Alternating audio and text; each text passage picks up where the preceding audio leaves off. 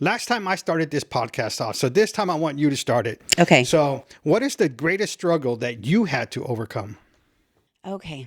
So, there's a few, but I think the one that to me that is still relevant because it's still I see the after effects still to this day. It was my divorce. And so I was married for 7 years. Didn't know we were having problems. We got married in a Catholic church. Um, and so that was going to be forever. Divorce was never an option, never a thought in my mind. I'm a planner, never planned for a plan B.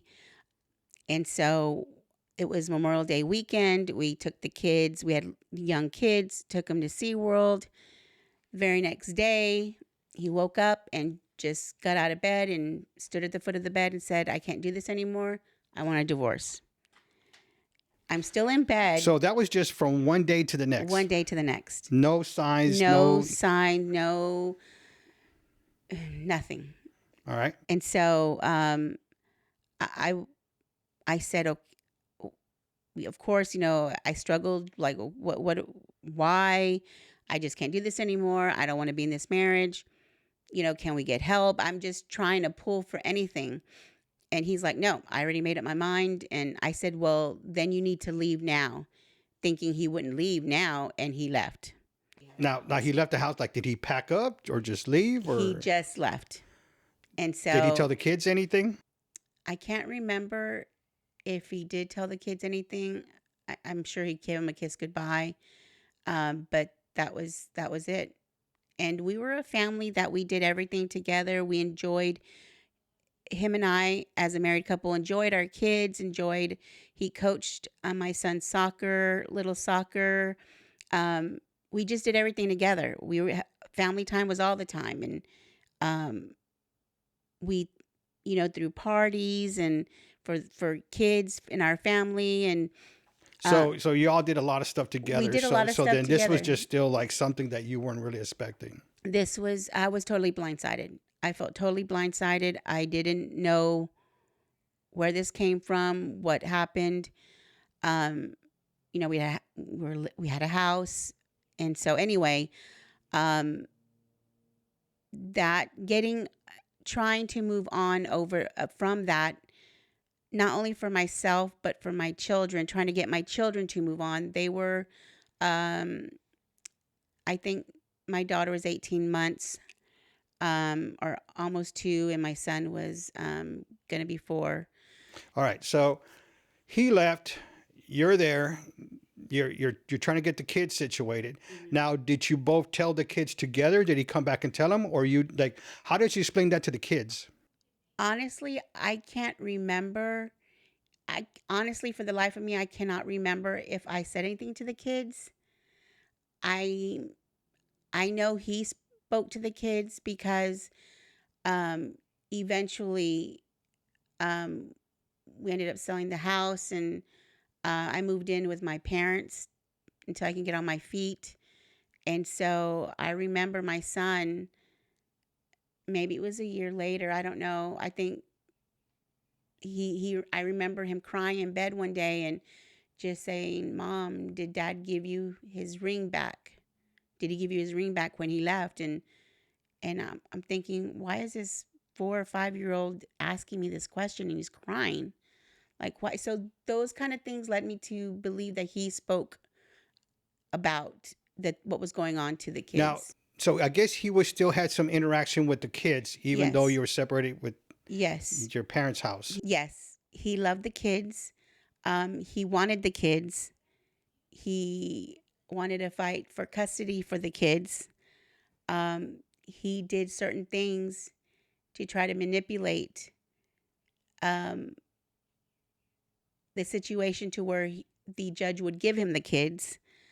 Um, it was painful. It was painful all the way around. Not only was I not understanding why he left or what things led up to him making that decision for him to leave, but he also made that decision for all of us. I had no say in it. Um, and because we were such a tight knit family, my kids being so little, they suffered. They suffered on a daily, missing him, crying for him, and not, and I'm sure not understanding. So how did you overcome that, or how did the kids overcome that?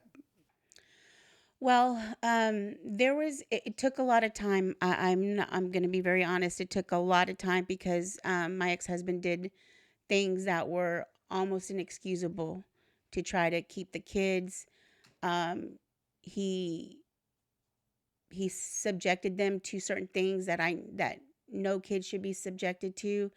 So trying to forgive him or trying to get over that has been hard. Um, and then also things that he has done indirectly to my children, that he went from being a dad, all the time dad, to like every other weekend, which is normal.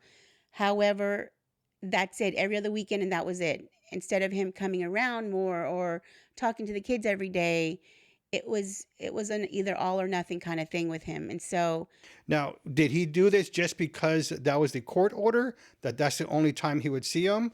Or did you allow him to come more interact with the kids because they were missing him? I allowed him, whatever the court order was, which is every other weekend, and I believe there's one day during the week, and we alternated holidays. Um, at that time in the beginning, I believe, the kids were in certain things, and I kept the kids more. I did not deny him, but it was just different. So this is what, like you said, one of your struggles that you had, and now, but you mentioned God in the beginning of this too. So how is that? How does God affecting you with your divorce? Because you said you were married through The Catholic Catholic. Church. There's a multitude of things going on, being a single parent, trying to help the kids not be so sad every day, trying to not get so depressed, trying to understand where I went wrong or what happened, because I had no clue. We didn't fight, we didn't do anything like that. There was nothing to tell me that this was coming. So the root of that was my faith in that, I'm a faithful woman, and you're not supposed to get divorced. And so I felt I let God down, and I wasn't sure how to come back from that as a woman, as a mother, and where was I going to get my strength?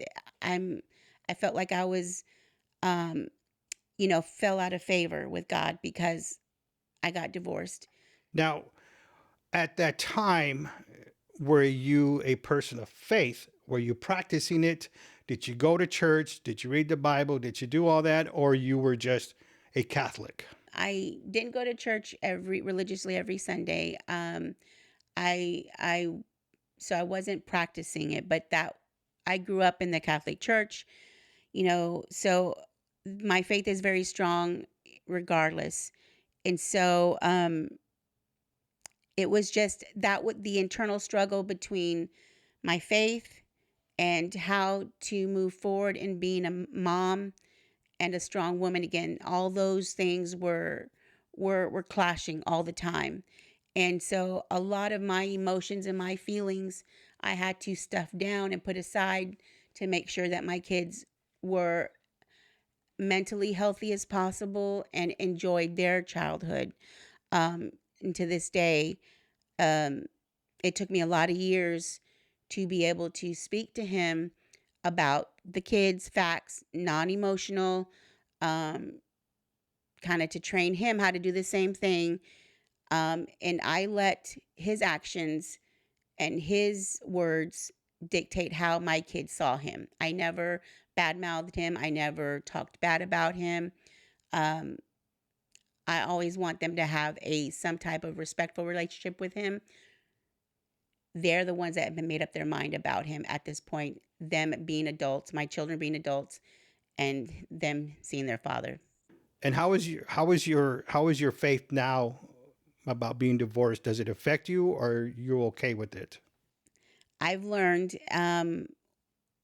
what being divorced is in my Catholic faith. If I was married through church, which I was, and what the process is to get that wiped away, which is an annulment. I'm very strong in my faith. I'm practicing Catholic now, very involved. And before, I was not too keen on getting an annulment because it essentially means the marriage, it is as if the marriage never happened. And to me, that was initially hurtful because two kids were produced out of that loving marriage at first.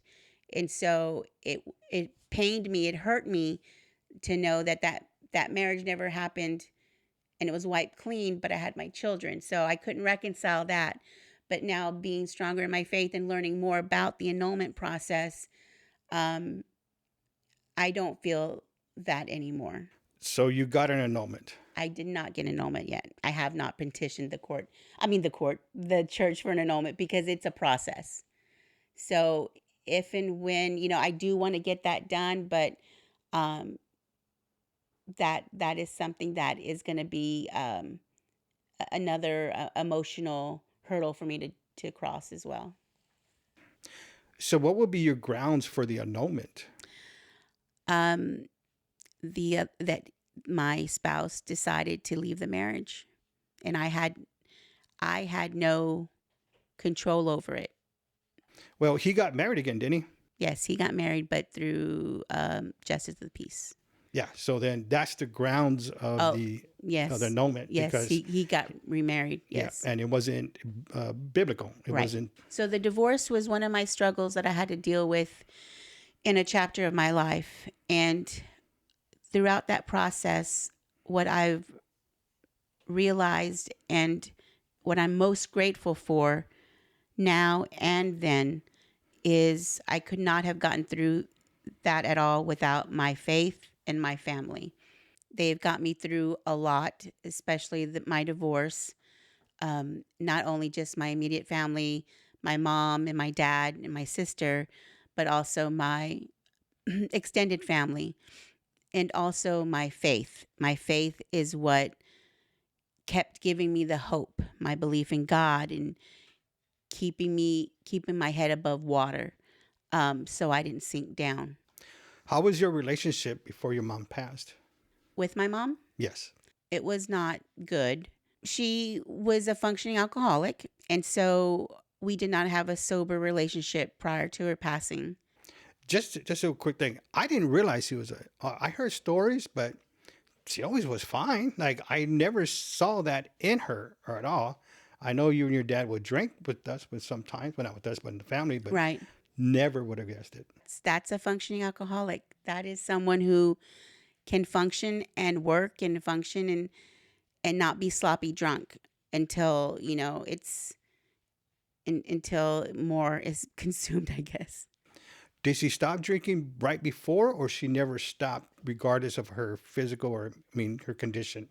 No, she hit a low point and she stopped when she was admitted to the hospital. She had, liver issues, of course, and so she had to stop.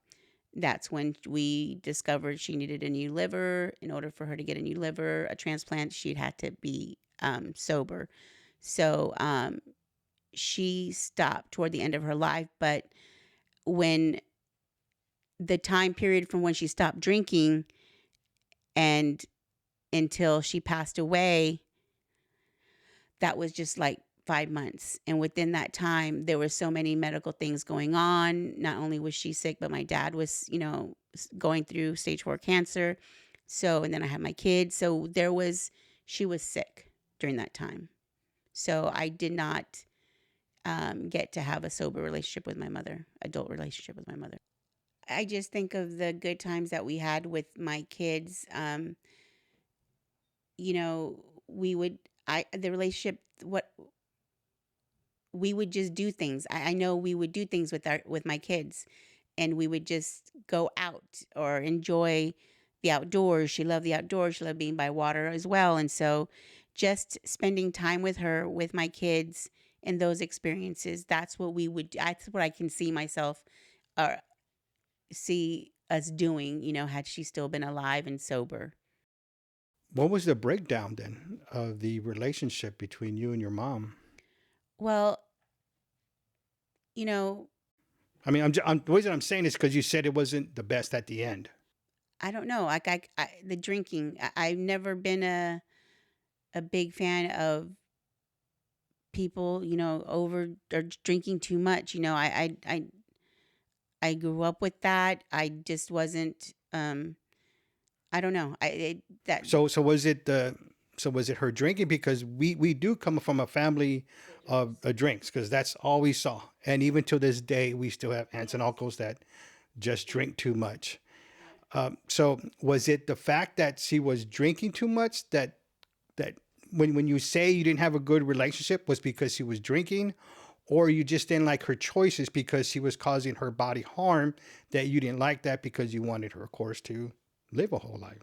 Well, I think when you drink and then like toward the evenings when I would come home, it was already to the point where, it our conversations weren't rational.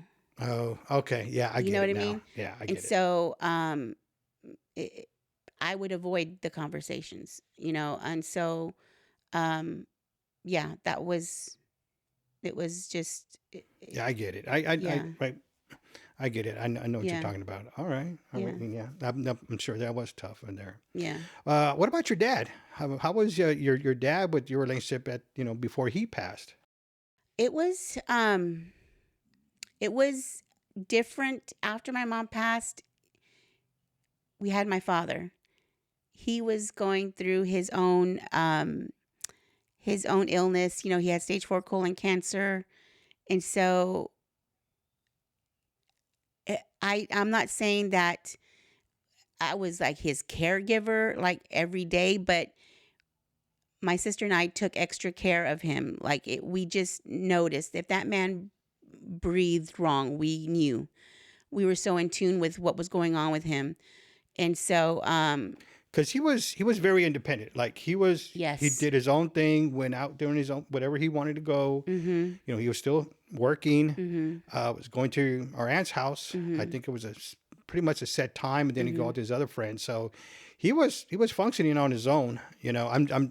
I'm sure, of course, he was lonely, Yes. and because I would go visit you guys once in a Mhm. while, and I went to go visit Theo, Mhm. and he was in his room, like he had his thing. I guess he had his setup to watch Mhm. TV and Mhm. eat and whatever he's gonna do. I don't know if Mhm. he drank or not, but Mhm. like he was pretty much set on his own rules Mhm. and his own things. Yeah. We had a good we had a good relationship.